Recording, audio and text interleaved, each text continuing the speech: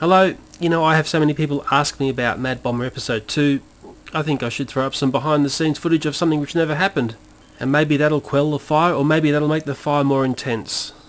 Hopefully by you seeing the way I make little films, it'll inspire you to do the same. The train shed you see here is where Thomas is being rebuilt after he was blown up in Mad Bomber Episode 1. As you can see, it's a very small set, and that little Thomas train is a Ertl model. The difference here is he's got a set of HO wheels strapped to him. I've used paddle pop sticks again to dress the shed, and I call it pop stick deco, and there's all sorts of other little bits and pieces that some of you may recognise which dresses the shed out. Up the back of the shed are some sewing machine bobbin spools. This little scene was to be the first part of the film, and Thomas's mind wanders via a dream to a much different place. Whether the dream is based on fact or fiction is the mystery.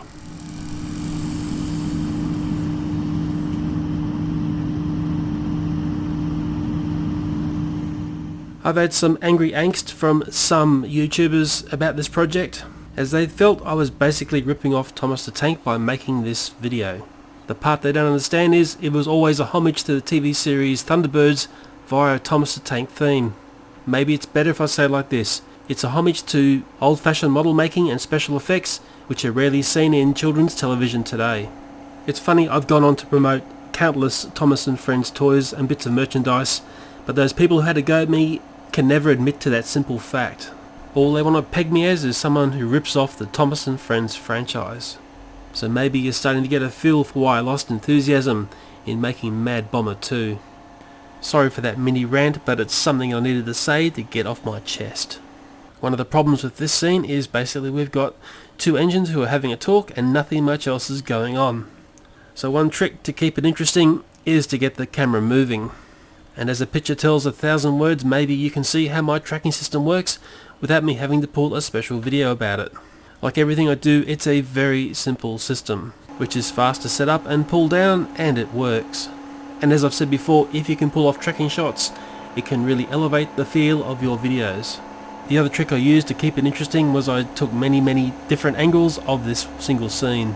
And what's nice here, I'm dealing with Thunderbird 2, which doesn't really have a bad angle to it.